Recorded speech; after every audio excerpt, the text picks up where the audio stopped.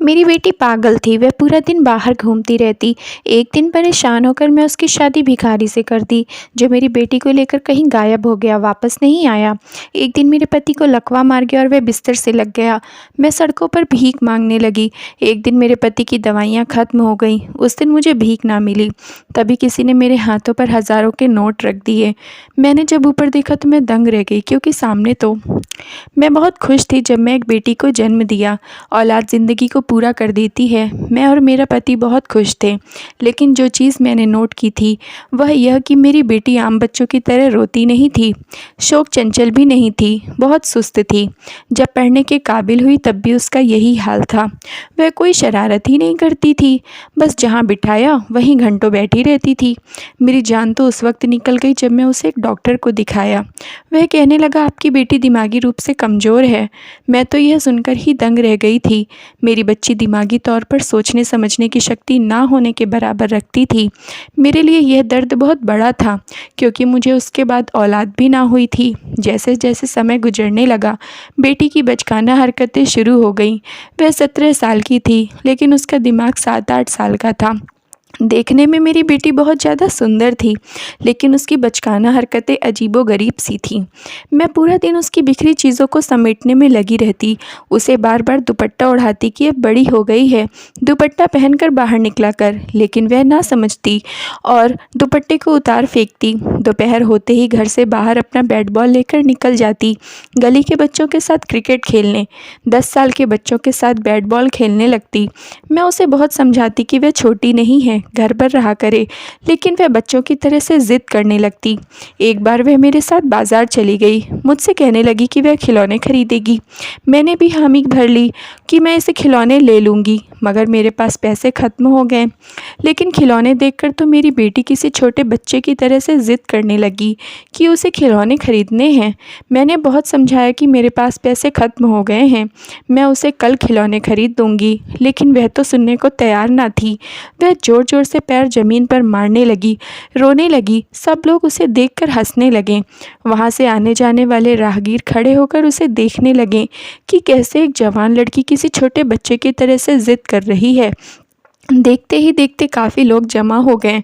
मैं उसे समझा समझा कर थक गई, लेकिन वह कुछ सुनने को तैयार ही ना थी। वह तेज़ तेज़ आवाज़ में रोने लगी। मैंने खरीदा हुआ सामान वापस किया और उसे खिलौने लेकर दिए। मैं तो भरे बाज़ार में तमाशा सा बनकर रह गई थी। इसके बाद तो मैं यह करती कि उसे घर में बंद करके जाती थी। लेकिन अब वह बड़ी हो गई थी, अक्सर दीवारें फांदने लगती। कभी पड़ोस में लगे अमरूद के पेड़ पर चढ़कर अमरूद तोड़कर बाहर खेलते बच्चों को मारने लगती कि मेरे साथ क्यों नहीं खेलते हो। कभी छत पर चली जाती, आसमान पर उड़ती पतंग को देखने। एक बार पतंग कट गई थी। यह देखकर तो मेरी बेटी जैसे दीवानी सी हो गई थी। मैं किचन में बिजी थी। वह धीरे से दरवाज़ा खोलकर बाहर निकल गई और मुझे जरा सी आहट की आवाज़ तक नहीं आई थी। मैं जब किचन से बाहर निकली तो मुझे मेरी बेटी नज़र नहीं आ रही थी। मैंने उसे पुकारना शुरू कर दिया, पूरे घर में उसे ढूंढने लगी, लेकिन वह मुझे कहीं ना मिली। जब मैंने बाहर का दरवाज़ा खुला देखा तो मेरी जान ही निकल गई थी। मैं बाहर गली में निकल गई, लेकिन दोपहर का समय था। पूरी गली में सन्नाटा था, कोई भी ना था। मेरा दिल यूं था कि धड़कना भूल गया हो। इस वक्त वह घर से बाहर निकलकर कहाँ चली गई थी? सामने वाले पड़ोसी के छोटे बच्चों के साथ वह अक्सर गली में बैट बॉल खेलती थी। मैं उनके घर चली गई कि पूछूं कि कहीं वह यहाँ तो नहीं है। मैंने उनका दरवाज़ा खटखटाया तो बच्चों की माँ ने खोला था। मैं बहुत घबराई हुई थी। मैंने कहा कि पूजा आप लोगों के घर आई है। मेरी बात पर वह नाक मुंह सिकोड़ कर कहने लगी, नहीं भाभी, हमारे घर तो नहीं है। मैंने कहा, तुम अंदर जाकर देखो, शायद तुम्हारे बच्चों के साथ खेल रही हो। वह कहने लगी कि मेरे बच्चे तो सो रहे हैं। मेरे आंसू बहने लगे थे कि इतनी तेज़ धूप और गर्मी में सब बच्चे ही घरों के अंदर रहते थे। शाम को 4 बजे ही बाहर निकलने के लिए खेलते थे। मेरी हालत ऐसी थी कि जैसे पागल हो गई हूँ। मैं गली के 4-5 घरों के दरवाजे पर जाकर पूछ लिया, लेकिन मैं किसी के घर पर नहीं थी। अब तो बर्दाश्त करना मेरे बस की बात नहीं रही थी। मैं रोने लगी। घर आकर अपने पति को फ़ोन किया, फिर रोने लगी। वह मेरे रोने पर परेशान हो गए थे। मैंने कहा, पूजा न जाने कहाँ चली गई है। मेरी बात सुनकर कहने लगे, यहीं कहीं होगी, मैं आता हूँ। मेरा पति कुछ देर में घर पहुँच गया। मैं तो रोए जा रही थी। मेरे पति ने पूरा मोहल्ला छान मारा, लेकिन पूजा को लगता कि जैसे आसमान निगल गया है। दोपहर से शाम हुई और शाम से रात, लेकिन मेरी बेटी का कोई अता पता ना चला था। मेरा पति बेचारा गली मोहल्ले में ढूंढता फिर रहा था। हम इस मोहल्ले में काफ़ी पुराने रह रहे थे, पड़ोस वालों से भी काफ़ी जान पहचान थी, इसलिए काफ़ी लोग फिक्रमंद भी थे। कोई कहने लगा कि अब तो बहुत घंटे गुजर चुके हैं, इसलिए पुलिस से बात करनी चाहिए। मेरा रो रो कर बुरा हाल था। पुलिस भी हमारे घर आ गई, मेरी बेटी की तस्वीरें देखने लगी, फिर कहने लगी कि आपकी बेटी पागल थी तो उसे कमरे में बंद रखना चाहिए था। उस पागल लड़की को क्या पता कि वह कहाँ चली जाए। अब हम एक एक करके घर की तो तलाशी नहीं ले सकते। मेरा दिल इतना परेशान था कि जैसे अभी फट ही जाएगा। मेरे बस में नहीं था कि कहाँ से अपनी बेटी को वापस ले आती। पूरी रात हम पति पत्नी की आंखों में कटी थी। 3 दिन हो गए, लेकिन मेरी बेटी की कोई खबर ना थी। तीसरे दिन पुलिस की कॉल आई और उन्होंने हमें एक ऐसी खबर सुनाई कि हमारे होश ही उड़ गए। हम भागे दौड़े पुलिस स्टेशन पहुंचे थे। पुलिस ऑफिसर हमें हॉस्पिटल में ले गया। एक जवान जहान लड़की की इज्जत को रौंद कर उसे मारकर एक सड़क के किनारे फेंक दिया गया था। जब मैं हॉस्पिटल पहुंची, सामने सफ़ेद चादर पर लिपटी लड़की को देखकर ऐसा लगा कि बस खत्म हो चुकी हूँ। मैं मरे मरे कदमों से उस तक पहुंची थी और कांपते हाथों से उसकी चादर हटाई और जैसे ही उसे देखा तो डरकर पीछे हट गई। उस लड़की के चेहरे को छुरी से काटा गया था और उसकी गर्दन को भी छुरी से काटा गया था। लड़की की शक्ल बुरी तरह से बिगड़ चुकी थी कि पहचान में नहीं आ रही थी। मैं तो उसे देखकर फूट फूट कर रोने लगी। यह कैसी अंधेर निकली है। तरस और एहसास तो लोगों में जैसे खत्म ही हो गया है, वरना पुराने वक्त में अगर खोया हुआ बच्चा मिल जाता था तो उसे उसके घर तक पहुंचाने के लिए लोग पूरी जिम्मेदारी दिखाते थे। और आज लग रहा था यह सारी दुनिया ही इंसान के रूप में वहशी जानवर से भर चुकी है। बेशक वह मेरी बेटी नहीं थी, लेकिन उसकी हालत देखकर तो मेरा दिल फट रहा था। पता नहीं लोग कैसे ऐसा जानवरों वाला सलूक कर सकते थे। अब तो मैं और भी ज़्यादा बेचैन हो गई थी और अपनी बच्ची की रक्षा के लिए प्रार्थना करने लगी थी। पुलिस इंस्पेक्टर ने फ़ोन किया कि एक लड़की उन्हें सड़क पर रोते हुए मिली है। शक्ल आपकी बेटी से बहुत मिल रही है, इसलिए जाकर पहचान कर लें। मैं और मेरा पति भागे दौड़े वहां पहुंचे थे। 3 दिन बाद मेरी बेटी पुलिस वालों को मिल चुकी थी, लेकिन जिस हाल में मिली थी उसे देखकर तो मेरा रो रो कर बुरा हाल था। उसके बाल बुरी तरह से बिखरे और उजड़े थे, कपड़े जगह जगह से फटे हुए थे। दुबकी सहमी एक कुर्सी पर बैठी हुई थी, मुझे देखकर मेरी तरफ आ गई थी और मेरे गले लगकर रोने लगी। उसकी उजड़ी बिखरी हालत देखकर तो मेरा दिल चाहा कि ज़मीन फटे और मैं उसमें समा जाऊं। बार बार वह हिचकियों के साथ पुलिस ऑफिसर की तरफ इशारा करती, जैसे कुछ बताना चाहती हो, लेकिन इंस्पेक्टर के घूरने पर वह सहम कर मेरे साथ लग जाती। मैं उसे अपने साथ घर ले आई, उसे खाना खिलाया, नहलाया धुलाया। उसने फिर से मेरे गले में बाहें डाल लिया। वह अभी भी रोए जा रही थी और मुझसे कहने लगी, माँ मैं छत पर उड़ती हुई पतंग देख रही थी, वह कट गई तो उसको पकड़ने के लिए उसके पीछे भागने लगी। जहाँ जहाँ वह पतंग उड़ती रही मैं भी उसके पीछे पीछे भागती रही। वह जाने किसके आंगन में गिरी थी। मेरी बेटी ने दरवाज़ा खटखटाया और उनसे कहने लगी कि उसे पतंग उड़ानी है जो उनके आंगन में आकर गिरी है। उस समय घर में एक नौजवान ही मौजूद था। मेरी बेटी बिना दुपट्टे के वहाँ खड़ी थी। मेरी बेटी को देखकर उसकी नीयत खराब हो गई और वह उसे अंदर ले गया। कहने लगा कि उसे पतंग भी लेकर देगा और टॉफ़ी भी देगा। यह सुनकर मेरी बेटी खुश हो गई और उसके घर चली गई। उस इंसान ने मेरी बेटी को कहीं का नहीं छोड़ा, उसे बहाने से कमरे में ले गया, फिर उसके साथ बदतमीज़ी करने लगा। वह तो घबरा गई तो उसने ज़िद शुरू कर दी कि उसे बाहर जाना है, लेकिन उस इंसान ने उसके दोनों हाथ पीछे की तरफ बांध दिए तो वह तेज़ आवाज़ में रोने लगी। उसने उसके मुंह में रुमाल ठूस दिया। मेरी बच्ची की इज्जत को उसने रौंद दिया था और फिर पतंग देकर उसे अपने घर से निकाल दिया। वह सड़कों पर रोती रही, मुझे ढूंढती रही, माँ माँ पुकारती रही थी।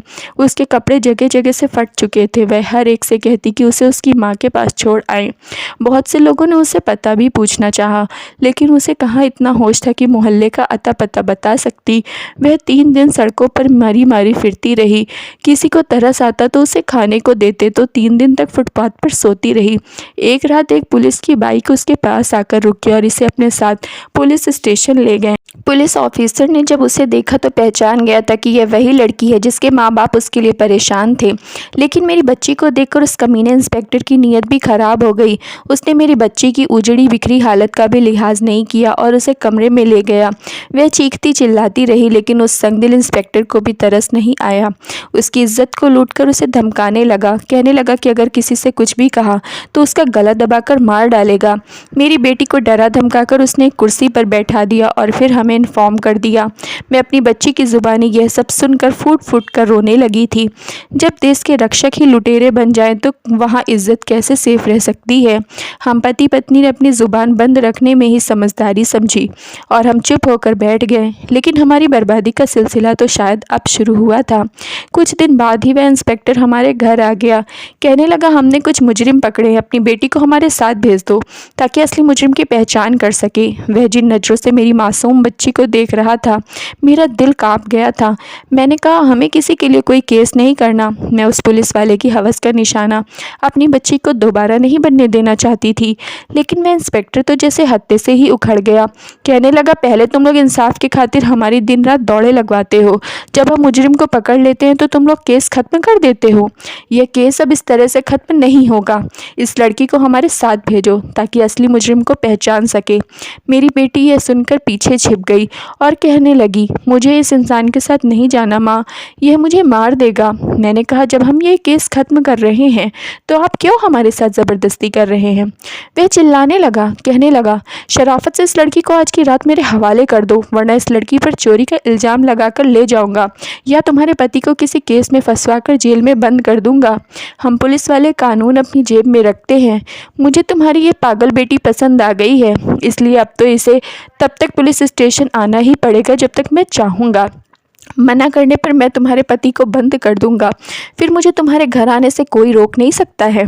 उसने मेरे पीछे छुपी मेरी बेटी का हाथ पकड़ा और उसे घसीटते हुए अपने साथ ले गया। वह माँ माँ कहकर रोने लगी, लेकिन मेरे बस में तो जैसे कुछ भी नहीं था। मैंने सोचा कि काश मेरी बेटी मर जाती, क्योंकि जो दर्द वह सह रही थी वह दर्द ऐसा असहनीय था। वह पुलिस वाला हर कुछ दिन बाद केस के बहाने हमारे घर आने लगा और मेरी बच्ची को हवस का निशाना बनाने लगा। मैं और मेरा पति हम बहुत बड़ी मुसीबत में फंस चुके थे। अब मुझे समझ आने लगा कि क्यों लोग पुलिस स्टेशन में रिपोर्ट लिखवाने नहीं जाते, क्योंकि इंसाफ मिलना तो दूर की बात, यहाँ तो बेटियों की इज्जत की अर्थी पुलिस वाले ही निकाल देते हैं। मेरी बच्ची की रंगत पीली पड़ने लगी थी, वह बहुत कमज़ोर हो चुकी थी। मुझे उसे देखकर तरस आने लगा था। मेरे पास एक ही रास्ता बचा था, उस पुलिस ऑफिसर के जुल्म से बचाने का। हमारे घर के बाहर एक नौजवान सा भिखारी मांगने आया करता था। मैंने अपनी बेटी की शादी उससे करवा दिया और उसे उसके साथ विदा भी कर दिया। वह पुलिस वाला जब रात को मेरे घर आया तो मेरी बेटी का पूछने लगा। मैंने उससे कहा कि उसकी शादी करके मैंने उसे विदा कर दिया है। पुलिस वाला मुझे खूंखार नज़रों से देखने लगा, कहने लगा, देख लूँगा तुम्हें, और यहाँ से चला गया। इसके बाद वह पूरे साल दोबारा मेरे घर नहीं आया। लेकिन मुझे वह भिखारी भी दोबारा नज़र नहीं आया था, वरना वह तो रोज़ मेरे घर के बाहर मांगने आता था। पुलिस से बचाने की खातिर मैंने जल्दबाजी में अपनी बच्ची को इस भिखारी के हवाले कर दिया था, लेकिन वह भी ना जाने कहाँ गायब हो गया था। मैंने उसे बहुत ढूंढने की कोशिश की, लेकिन मुझे वह भिखारी कहीं नहीं मिला। मेरे पति ने कहा, बस करो, अब पूजा को ढूंढना बंद करो, समझ लो कि वह मर चुकी है। अब मेरा पति बीमार रहने लगा था। मैं भी वक्त से पहले बूढ़ी हो चुकी थी। बार बार मुझे लगता कि मेरी बच्ची सड़कों पर भीख मांग रही है। मैंने जल्दबाजी में रिश्ता तय कर दिया था। सोचा था कि पुलिस वाले से पीछा छूट जाने के बाद अपनी बेटी को दोबारा अपने पास ही रख लूँगी, लेकिन शायद वह भिखारी भी लालच में आ गया होगा। पता नहीं मेरी बच्ची से क्या काम करवाता होगा। हो सकता है कि उस भिखारी ने पैसों के लालच में उसे कोठे पर ही ना बेच दिया हो। मेरे दिल में हर वक्त 100 तरह के अंदेशे और चिंताएं थी। अभी मैं इन्हीं से खुद को आज़ाद नहीं कर पाई थी कि मेरे पति को लकवा का अटैक आ गया। मुझ पर तो जैसे कयामत ही टूट पड़ी थी। मेरा पति बिस्तर से लग गया था। मैंने उसके इलाज की खातिर अपने गहने बेच दिए। कुछ महीने तो मेरे पति की तनख्वाह के पैसों से घर के खर्चे चलते रहे, लेकिन यह सिलसिला भी कब तक जारी रहता। कमाई का कोई जरिया नहीं रहा था। मैं अनपढ़ थी, मुझे सिलाई भी नहीं आती थी, वरना कपड़े सिलकर ही अपना गुजारा कर लेती। एक तरफ मुझे अपनी बच्ची की चिंता सताती रहती थी, दूसरी तरफ पति लाचार और बीमार हो चुका था। मुझे यह बात समझ नहीं आ रही थी कि मेरी बच्ची उस भिखारी के साथ गई कहाँ थी। मैं जानती थी कि मेरे पति ने बेशक मुझसे यह कहा है कि मैं पूजा को भूल जाऊं, लेकिन मेरे पति की यह हालत भी पूजा की गुमशुदगी की वजह से ही हुई है। मेरा पति और मैं पूजा से बहुत प्यार करते थे। वह बेशक थोड़ी पागल थी, लेकिन अपने बाप से बहुत प्यार करती थी। मेरी बच्ची ने 17 साल की उम्र में बहुत बड़ी तकलीफ़ें देख ली थी और अभी ना जाने कहाँ थी। मेरा पति बिल्कुल चुप हो गया था, किसी से बात नहीं करता था। हर वक्त उसकी आंखों से आंसू बहते रहते थे। एक बार सो रहे थे कि पूजा का नाम लेकर अचानक से हड़बड़ाकर उठ बैठे। मैं उसके बराबर में ही सो रही थी। उसके चिल्लाने पर मेरी आँख खुल गई। मैंने पूछा कि तुम्हें क्या हुआ? तो वह फूट फूट कर रोने लगा, कहने लगा, मुझे मेरी बच्ची का गम और जुदाई बर्दाश्त नहीं होती। मुझे वह पल पल याद आती है। उसकी बात ने मुझे भी उदास कर दिया था। कुछ दिन से हमारे घर में फाके पड़ने लगे थे। मजबूरन मुझे घर से बाहर निकलना पड़ा। पहले तो मैं बहुत कोशिश की कि मुझे किसी के घर में नौकरी मिल जाए, लेकिन कोई भी मुझे नौकरी पर रखने के लिए तैयार ना हुआ। फिर मैंने यही रास्ता अपनाया। पुराने फटे कपड़े पहनकर भिखारी बनकर भीख मांगने लगी। इतने पैसे मेरे पास आ जाते थे कि बस मुश्किल से ही गुजर बसर हो जाती थी। वक्त यूं ही गुजरने लगा था कि एक दिन मुझे एक पुलिस वाला नज़र आया। मैं एक हॉस्पिटल के बाहर भीख मांग रही थी कि जब कुछ आदमियों के सहारे से चलता हुआ वह इंसान गाड़ी में बैठ रहा था। उसकी सेहत पहले से बहुत कम हो चुकी थी। पतला शरीर, पीली रंगत देखकर लग रहा था कि जैसे वह किसी बड़ी बीमारी का शिकार हो चुका है। मुझे उसे देखकर जरा भी तरस नहीं आया था, लेकिन मुझे यह जानने का शौक़ होने लगा कि आखिर उसे हुआ क्या है। वह जिस हॉस्पिटल से बाहर आया था, मैं इस वक्त उसके अंदर चली गई। मुझे इस इंस्पेक्टर का नाम मालूम था, इसलिए मैंने रिसेप्शन में नर्स से पूछा कि यह रोगी किस बीमारी का शिकार है। वह कहने लगी कि यह एड्स का मरीज़ है। फिर कानों को हाथ लगाने लगी और कहने लगी कि ऐसे लोगों का यही अंजाम होता है। यह पुलिस इंस्पेक्टर लड़कियों की इज्जत खराब करता था, उनके माँ बाप को डराता धमकाता था। उसे रिश्वत खाने और अय्याशियाँ करने की आदत पड़ चुकी थी। ना जाने किन किन लड़कियों की आहें लगी हैं, इसलिए यह अब एड्स का रोगी हो चुका है। पल पल मरता है। जब इसकी बीमारी और तकलीफ हद से बढ़ती है तो चिल्लाता है, चीखता है और अपने लिए मौत की दुआएं मांगता है, लेकिन इसे तो मौत भी नहीं आती। यह ऐसा ही करता है, कभी हॉस्पिटल में एडमिट हो जाता है, कभी अपने घर चला जाता है। इसे एक पल कहीं भी चैन नहीं आता। मौत मांगता है तो मौत नहीं आती। जुल्म का बदला भगवान इसी दुनिया में ही लेना शुरू कर देते हैं। आसान नहीं होता किसी को खून के आंसू रुलाना। भगवान की लाठी बेआवाज़ होती है। अगर वह जालिम इंसान की डोरी को ढीला छोड़ देता है तो इसका मतलब यह नहीं कि वह इंसाफ नहीं करेगा। वह जब इंसान की डोरी को खींचता है तो उसे संभलने का मौका ही नहीं देता। इस इंस्पेक्टर के साथ भी यही हुआ है। इसकी ज़िंदगी मौत से ज़्यादा बदतर हो चुकी है। मेरा दिल चाहा कि वह अपने भगवान के आगे मैं वहीं गिर जाऊं। मैं तो यह समझती थी कि पता नहीं मेरे जुल्म का हिसाब होगा भी कि नहीं, लेकिन भगवान ने हमारे साथ हुए जुल्म का बदला ले लिया था। वह अपने भक्तों से बहुत प्यार करता है। मैं वहाँ से बाहर निकल गई। पति की दवाइयाँ ख़त्म हो चुकी थी और मेरे पास उन दवाइयों को खरीदने के लिए पैसे भी ना थे। मैं सड़क के किनारे भीख मांगने के लिए खड़ी हो गई कि तभी एक बड़ी सी गाड़ी मेरे पास आकर खड़ी हुई। उस गाड़ी में बैठी लड़की ने शीशा खोला और पर्स में से हज़ारों नोट निकालकर मुझे थमा दिए। मैं उसका चेहरा नहीं देख पाई थी, लेकिन उसको दिल में दुआएं देने लगी। मैंने जल्दी से मेडिकल स्टोर जाकर अपने पति की दवाई खरीदी और घर चली गई। अगले दिन फिर मैं सड़क के किनारे खड़ी थी जब वही गाड़ी दोबारा मेरे पास आकर खड़ी हुई। इस बार गाड़ी की खिड़की का शीशा नहीं खुला था, बल्कि गाड़ी का दरवाज़ा खुला था और वहाँ से उतरने वाली लड़की को देखकर मैं दंग रह गई थी। वह तो मेरी बेटी पूजा थी। मुझे देखकर उसे हैरत होने लगी। उसने मुझे गले लगा लिया, कहने लगी, माँ, वह लड़का भिखारी नहीं था, वह एक पुलिस ऑफिसर था। भिखारी बनकर वह गैर कानूनी काम करने वालों को पकड़ता था। उसे मैं पहले से ही पसंद थी, इसलिए शादी के बाद मुझे अपने घर ले गया, लेकिन उसके बॉस ने उसकी ड्यूटी दूसरे शहर लगा दिया और यह बात बताने से भी मना कर दिया। इसलिए तो मुझे लेकर दूसरे शहर चला गया। उसने मेरा इलाज भी करवाया। मैं बहुत खुश हूँ। उस दिन मैंने तुम्हें देखा जब मेरी गाड़ी आगे जा चुकी थी और तुम भी न जाने कहाँ चली गई थी, इसलिए आज मैं यहाँ पहुँच गई। मैं अपनी बेटी को खुश देखकर भगवान का धन्यवाद करने लगी। मेरा पति बेटी को देखकर ठीक होने लगा था। भगवान ने हमारी खुशियाँ लौटा दी थी। तो दोस्तों, अपनी राय इस कहानी को लेकर हमें कमेंट बॉक्स में ज़रूर बताना और अगर कहानी पसंद आई हो तो प्लीज़ लाइक कर दीजिए और चैनल को सब्सक्राइब कर लीजिए।